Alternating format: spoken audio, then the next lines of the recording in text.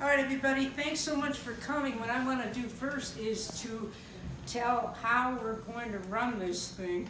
And what's going to happen here is, first, we're each going to introduce each other. Then, we're going to talk about our books. But then, after I talk about my book, I'm going to do the first reading from it. Then we're going to alternate back and forth and do 3 different readings. And then at the end, hopefully take some questions and or comments. All right? Thank you.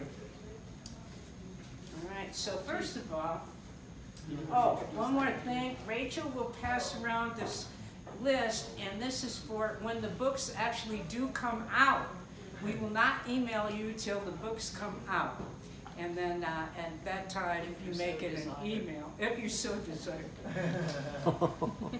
So this is Rachel Spree. She has written for many years and is the author of a published short story in an anthology called Beginnings. Rachel has a BA in early childhood education and an MA in counseling psychology. Her master's thesis was written on the complexities of the mother-daughter relationship. And this is Andee Baker, also known as Andrea Baker, who is a sociologist who switched from essay writing as a teen to academic writing for a long while. Now she's back to crafting the word for popular audiences. She's written 2 books, one an early study of 80 couples who met online, and the other on fans and fan communities dedicated to the Rolling Stones. Several copies of the Stones book, Get What You Need, are available here if you want to look through and purchase. Recently, Andee won a prize in the annual nonfiction contest run by the Santa Fe Reporter. Andee and I met at what was then called the Taos Writers Conference about 4 years ago. She was still living in Ohio at the time, and I in Santa Fe. We hit it off right away, as we have similar family backgrounds, and are both interested in the written word. Andee now lives in Santa Fe with her cat, Sunny, and I still live here with my cat, Benjamin. I believe the deep desire to share our lives with others is what brought us here today. All right, about the book. My book is called, at least at this point, Mick, My Men and Me. Does everybody know who Mick is? Oh, maybe not. Right. Rolling Stones? Mick Jagger. Okay, my book combines my experience with men with my growing feminism, tracing my childhood as a bookish yet curious kid, through falling through the cracks at school, through finally obtaining a PhD. I come of age when the Beatles and the Rolling Stones hit the American scene, though the Stones captured my deeper imaginings. I turned my boy craziness since kindergarten into the search for a compatible man, becoming liberated from a Midwestern background in the journey toward independence. Mick Jagger and Keith Richards of the Rolling Stones prompt my separation from traditional roles, and the Stones continue to play a part in each of my relationships as the soundtrack of my life.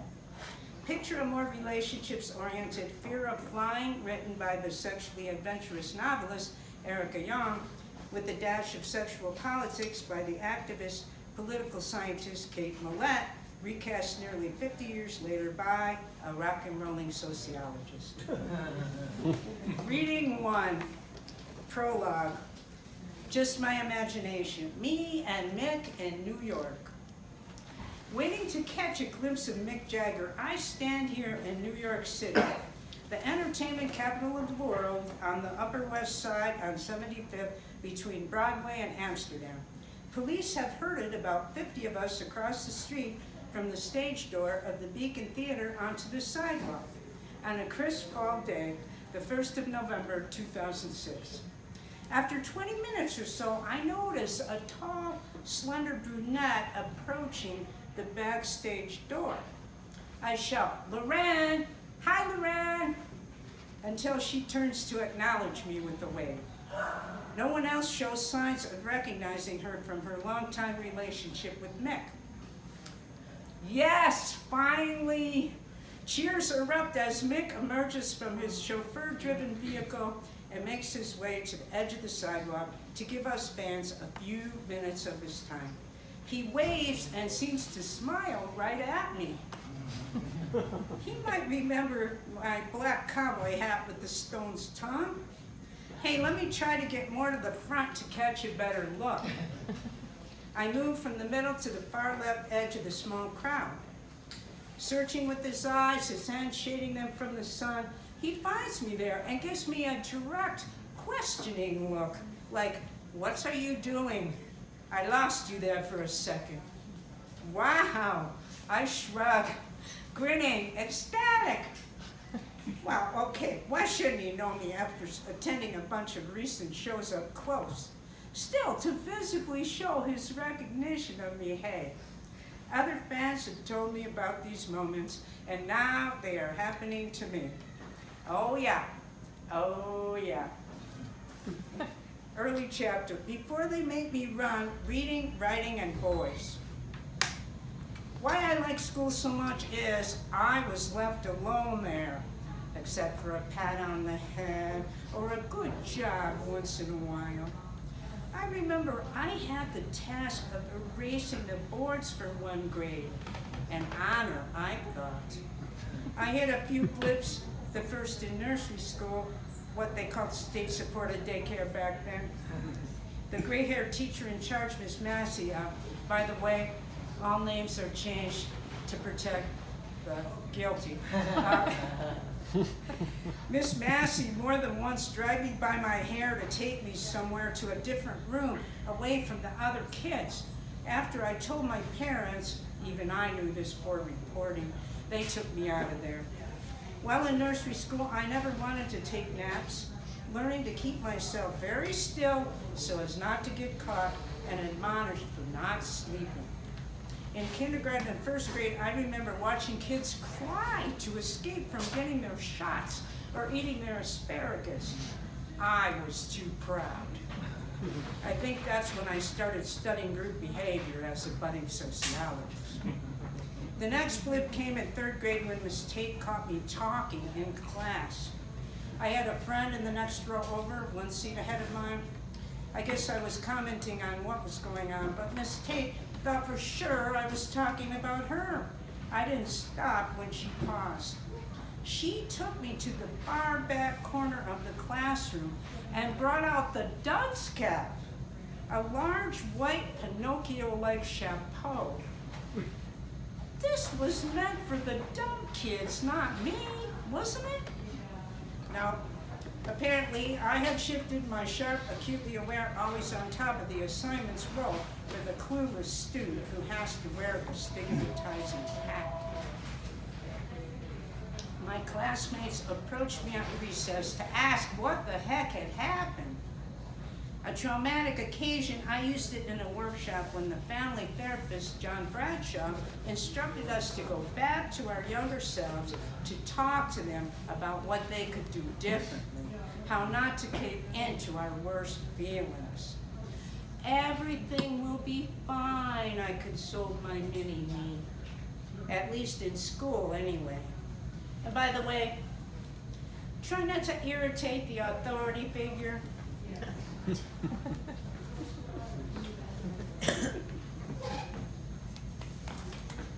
So my memoir, it's called Unkindness, a speculative memoir, is written as a fantasy piece to show my personal journey of the feminine, some say the heroine. In using the genre of fantasy, the facts of my life and the world of intuition and dreams are woven together. I call myself Raven, in this memoir, my actual middle name and muse. The term in unkindness is used in the title. It refers to a flock of ravens, as well as a commentary on my family life. Amongst many things in this memoir, the primary relationship between parent and child, as well as the realized relationship to self, is addressed. Mingled in is the ancestral wound that runs through all our lives. I will read passages from my work that illustrate the primary relationships in my life and how they have over time changed. The first passage addresses Raven's, i.e. my relationship to parents and self in early childhood. The second passages address Raven's first meeting of her mother and father in person and the ability she carries to deny reality. The third and final passage describes Raven's awakening to the revelation of her ancestral wound. From the beginning of my memoir, we are in another world. In this memoir, there are really three worlds: my own personal experience, the non-magical world Raven lives in called Otherworld, and the magical world of Hode. First, early childhood in the non-magical world of Otherworld. I am Raven. This is the story of my awakening. It begins when most children believe they are adults, but in reality are still children. At 15, I was living with my grandmother in my quiet land of Otherworld. We resided in a tiny cottage outside a small village. The land about the cottage was covered with cornfields and apple orchards. When I was young, I thought little of having my grandmother as both my mother and father. But as I grew older and heard my schoolmates speak of their parents and the descriptions of their family life, I began to wonder why I had no parents. Where were they? Were they dead? How had they died? And on and on. Once I tried asking my grandmother some of these questions, but she averted her eyes with a small sigh and changed the subject. Being the child I was, I started making up my own tales about their absence. I often fell asleep in the middle of creating yet another epic saga of how and why my parents were missing. The stories I dreamed into being were full of their immense love for me and their great sorrow when they had to leave me. In my child's mind, the only reason a parent would abandon their child was because of some great sacrifice they had to make or events occurring beyond their control. The stories always ended the same way. My dearest mother would appear at my door one day and with a great sigh would embrace me, her long lost and only beloved daughter. While she held me in a warm embrace, she would whisper, "I will never be separated from you again, my dearest. I love you and always will." Then Father would appear with some lovely gift wrapped in silver with a giant red bow. He'd place the box at my feet, and as my mother released me, he would sweep me up into a cave-like embrace and laugh and laugh. These dreams, though entrancing, somehow always left me with an aching need where my heart belonged.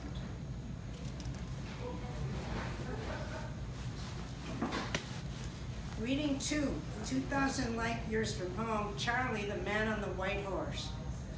I threatened to leave my husband Charlie after a few years, but not out loud. He'd say, "You'll never leave because you wouldn't know what to do," meaning I couldn't make my own way without him. Maybe he thought I would curl up in a ball, huddle in a corner until I withered away, or he hoped I would anyway. I was the one who was planning my escape. Should I run away in the middle of the night? Or should I run away with another man? Or should I just tell him, "Bye-bye, it's over now"? Before I met Charlie back in the late 60s, I was hanging out at O'Grady's on Milwaukee's Fargo Street where the band The Shags played. A favorite spot for college kids before settling down, the smoke-filled club had very dim lighting, posters of bands on the walls, and when the music started, a psychedelic aura. One night, a couple of guys approached me, introducing themselves as Brent and Brian. These slightly older grad students didn't seem exactly my type, but they told me they had just the man for me. Their pal Charlie and I and the boys met for dinner. They all drank quite a bit, Charlie more than anyone, and from then on, we weren't apart much. I worried that he had a drinking problem, but no, that was just ale by association, increased consumption when going out with his buddies. They were right about the two of us. We made a good match at the time anyway. We both had intellectual dads, though his had the credentials mine lacked. Both of us were the oldest, he with the younger sister, and me with the too much younger sibs, a miscarriage goofing out the careful spacing between the first and second. Both of us were and are the take charge types, him more than me, both fire signs, his even stronger than mine, Aries the ram over Sagittarius the centaur. He wanted a companion. Yeah, me too. When Charlie's parents first met, his mom Cora had started her master's in physics, while his dad Duncan worked on his doctorate in chemistry. She had gone to Barnard College, the sister school of his university, Columbia. One guess which one dropped out to marry and start a family, going on to run the PTO and the music parents. If two people could be more dominant, more domineering than my parents, here they were. Charlie drove us across the eastern half of the U.S. to meet them. We were all supposed to go hiking in the morning and swimming in the ocean, but Cora didn't have to go. She was busy cooking and cleaning. She found enough time, though, to take me shopping for the bathing suit I didn't bring, my first excuse for not wanting to take the plunge into the Atlantic. It was a one-piece, dark pink on the top, with an attached cranberry-colored skirt, with those thin spaghetti straps, I recall.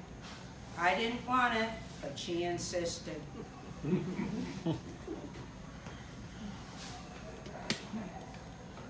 In the first passage, I described Raven's childhood in the land of Otherworld.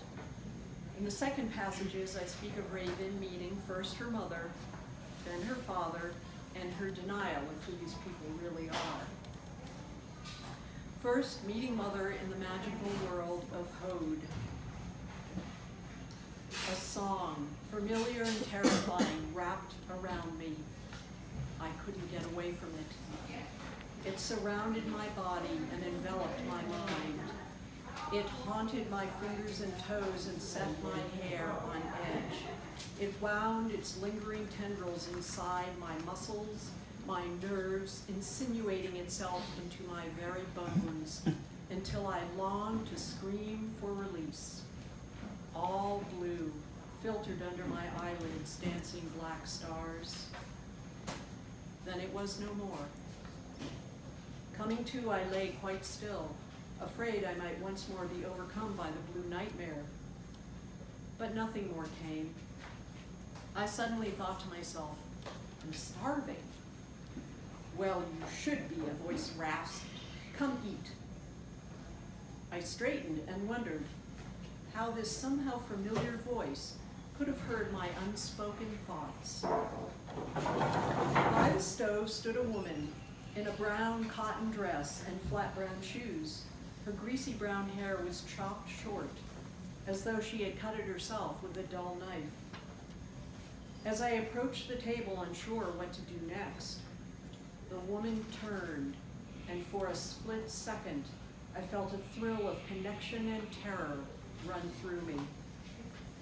The hollow pain in my chest threatened to tear me in two, then turned away again. I slid noiselessly onto the chair's hard seat. My name is Drusinda, stated the woman through pressed lips. Oh, that's odd, I replied. My mother's name is Drusinda. Her face showed no expression. I went on, my name is, I felt a small blue tendril release my mind, and suddenly I remembered everything. Raven. Drusinda turned away from me and made a strange gurgling noise. Second, meeting Father in the non-magical world of Otherworld. The hollow mentioned in this passage is the portal between the two worlds of Otherworld and Hode. I heard the footsteps as I sat by the lip of the hollow. Looking up, I saw Peter, the man who had started showing up at my place of solace for the past few months. He seemed more gawkish than usual. As he stood there saying nothing, he began to sway back and forth in his huge boots, humming a tuneless something. I suddenly felt more nervous than usual. Peter, how are you? I started, trying to ignore his behavior. Ah, all the best last. 'Tis a blessed day it is. His accent, along with his stance, had changed to somewhat foreign to me. Do you need to sit? I asked cautiously.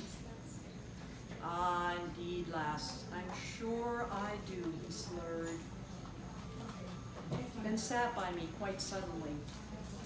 It felt too close. He'd stopped wearing his cap he'd worn all winter now the weather had warmed.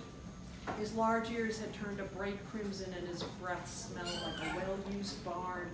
I said nothing for a while. The ominous silence finally moved me to stand, thinking I should just leave him be. But as I started up, he grabbed me by the arm and pulled me back down. I landed in an awkward position. I tried to sit up, but suddenly he was on top of me, his body pinning me to the earth. Tree roots dug into my back. I cried out once, then he covered my mouth with his.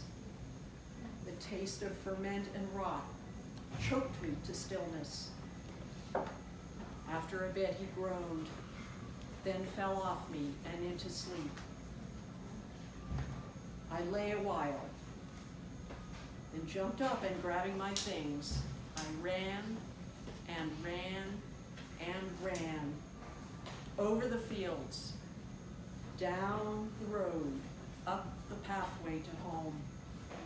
Ravens flew behind me in their unkindness, crying, outrage, betrayal.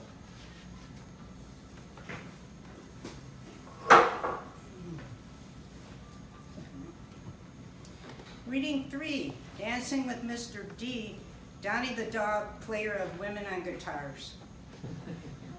A man with the same nickname as his dog? Really? Yes, they were both Lucky Dog, the human also known by me as Dog, or Lucky if I felt particularly affectionate, or by his given name, Donnie. Dog and man, animals both. Aren't we all?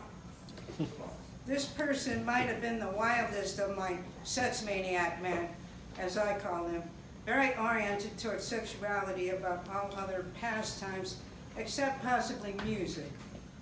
He wants to dress me up? Okay. He wants to dress me down? Sure.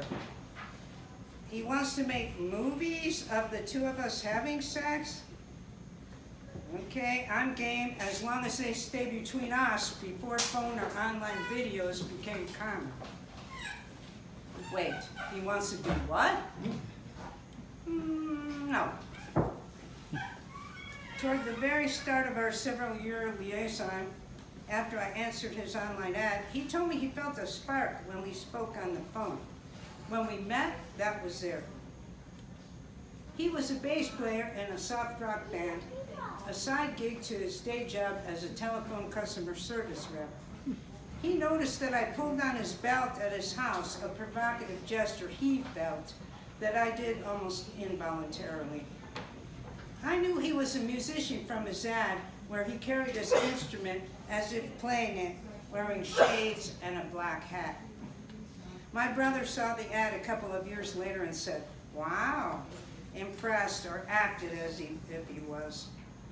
Looking further into the origins of our conflicts, when I reread the ad later on, I saw something that as a student of online relationships should have triggered a warning. Apparently, I let my reptile brain slide past that. He wasn't really looking for a girlfriend, but a bandmate, female. Turns out, he already had a girlfriend. Describing himself the first time we met offline as like Tom Hanks' character in Big, I knew later I should have paid more attention to that film rather than half watching it online next to a friend who really wanted to see it. Pondering his behaviors further, like his chronic lateness, I recalled that Donnie said he had the emotional maturity of a 12-year-old boy. That's funny, I thought, chuckling. Donnie then added, well, maybe an 8-year-old. Interlude, love is strong, watching the band. Before I read this last little part, I thought I'd let you see what I might wear to a Stones concert. It's my, guess it. Donnie never went to a Stones show with me, although we did watch some of their videos and listen to a lot of old blues music. We saw B.B. King and John Hammond Jr. walking out on an outdoor show of Buddy Guy's when he left the stage to let his backup band play for a good 45 minutes. Donnie and I once tuned in to catch the Rolling Stones do a couple of tunes on a live music award show on TV when they were a bit off their game. Mick occasionally glanced at his guitar-playing bandmates, appearing to ask, along with us, what the fuck is going on? When he heard a few obviously off-key chords. Hoping to show off my band to Donnie, I was embarrassed with him.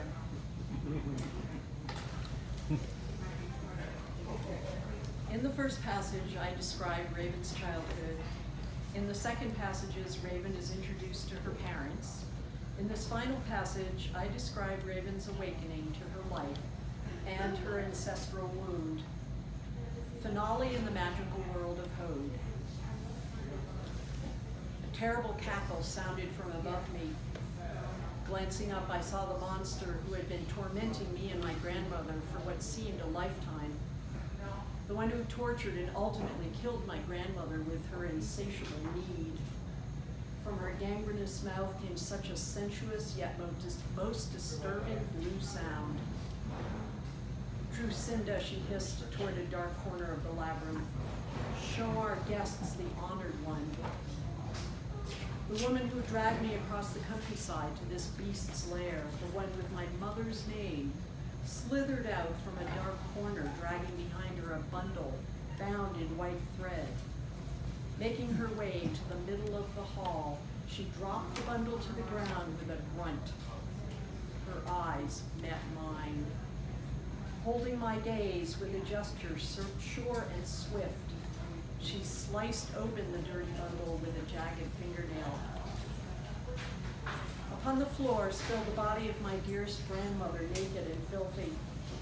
The beast hissed, ah, here lies the body of my own daughter, Serinda, mother to my dearest Drusinda, and oh, so deliciously, your own grandmother, dear Raven.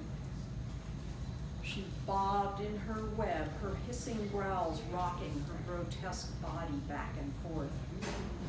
Slowly my mind took hold of the thing's words. Quietly, the horror wrapped itself about me. You, I whispered, you are my great-grandmother? I looked into the bulbous eyes of the beast. Nausea threatened to overcome me. You are Drusinda's grandmother, Serinda's mother, I continued. That means Drusinda is my mother? You are my mother? I turned toward the woman panting over my grandmother's dead body. My breath stilled and the pain in my chest turned from a dull ache to fire.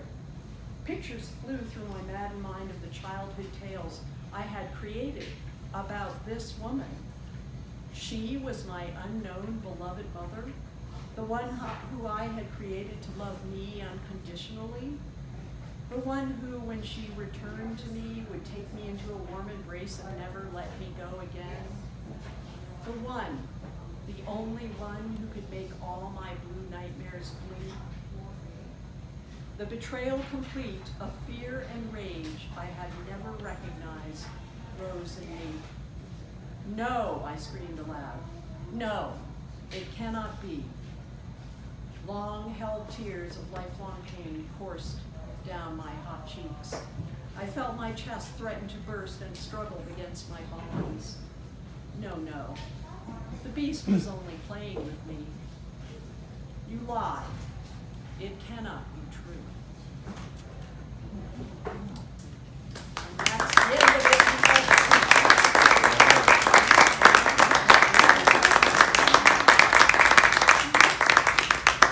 So yes, thank you for coming, first of all.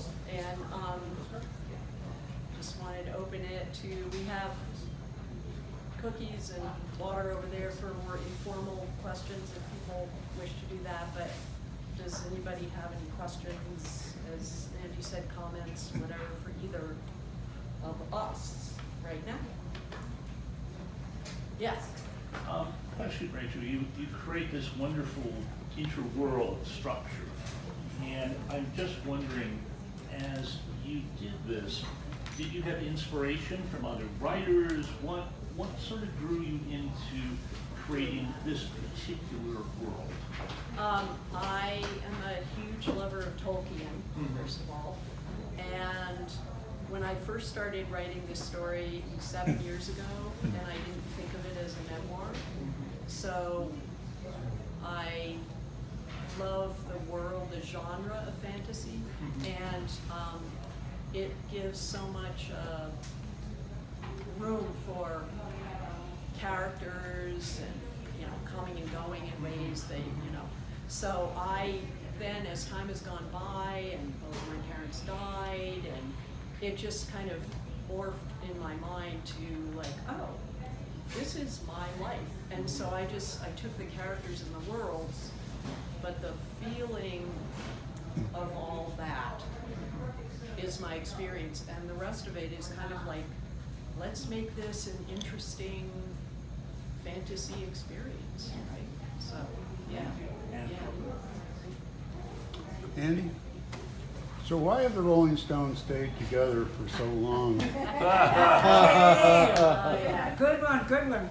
All right, here's my theory. They started out when they were so young, they just really don't know anything else. That's one of my theories. And then the other thing is, as various people came and went, the three people who were in it since 1963 just managed to overcome conflicts. The one guy, the drummer, he's just like, hey, I live on a farm out in the country. I've been married to one woman all my life.